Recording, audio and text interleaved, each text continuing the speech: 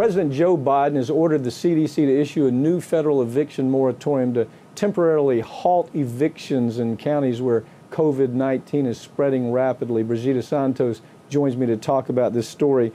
Wow, this is complicated, isn't it? How likely are the courts to uphold the CDC's latest order? What's your take on that? I think it's pretty unlikely at this point. This week, a federal judge in Washington already hinted that the 60-day eviction freeze won't survive legal challenges by landlords because some justices on the Supreme Court have already previously stated that the Centers for Disease Control and Prevention did not have the authority to issue an eviction ban in the first place after the one imposed by Congress expired. Now, the reason SCOTUS initially declined to lift the ban is because the landlord group asked the High Court to do so just days before the first CDC moratorium was set to expire. But now that a new order has been implemented by the CDC, legal challenges are likely to overturn that eviction freeze. SCOTUS has already said that Congress is the only one that has the authority to temporarily prevent landlords from kicking out tenants. So until Congress steps in, the latest order is very likely to be struck down. Yeah, it was symbolic by Biden. There's no way the courts are going to say, yeah, you can do this. Most of the issues surrounding the COVID issues are all, they fall into what we call police powers, health, safety, and welfare. I don't know that this gets it there. It's a taking of property. The landowner obviously has, some of these landowners are claiming they're going bankrupt. The ugly part of it is caused Wall Street, who has no risk of going bankrupt, is just saying, you know, we want our money, hell with everybody else, which is typical of Wall Street. How's Wall Street trying to cash in on these evictions? Yeah, The Intercept reports that Wall Street analysts are asking corporate apartment owners how they can benefit from future evictions.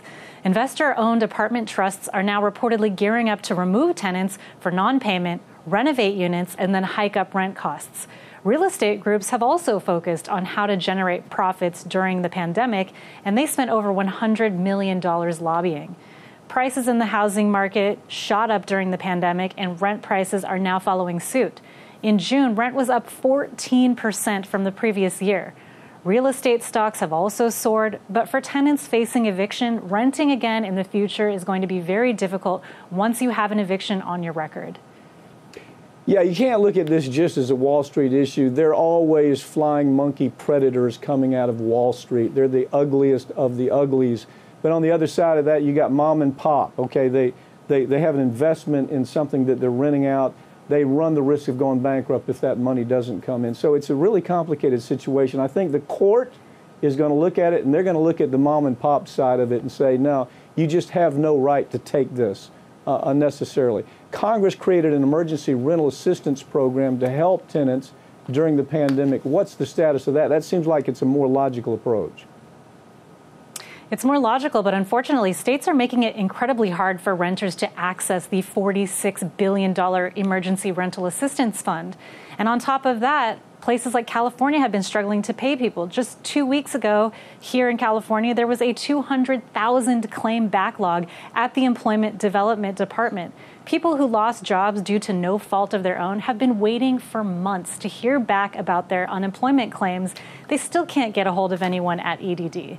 All this not only hurts tenants facing economic hardship due to the pandemic, but also those small mom-and-pop landlords and individuals who own and rent out single properties, as you just mentioned. Meanwhile, many corporate landlords, they raked in those PPP loans, and they are continuing to profit. As we've seen time and time again, government bailouts and economic crises designed to help those on the bottom of the economic ladder are ultimately helping those on top. Yeah, I think you're going to see a lot more aggressive edge coming from the courts on this, Brigida. They're going to say, look, you know, there's only so long we can do this. If Biden wants to help, then he needs to make sure that there's a way to get the money to these folks to help supplement rent. And that's the way they're going to look at it. So from a landowner standpoint, you know, it's a kind of a split the baby kind of problem. Thank you for joining me, okay?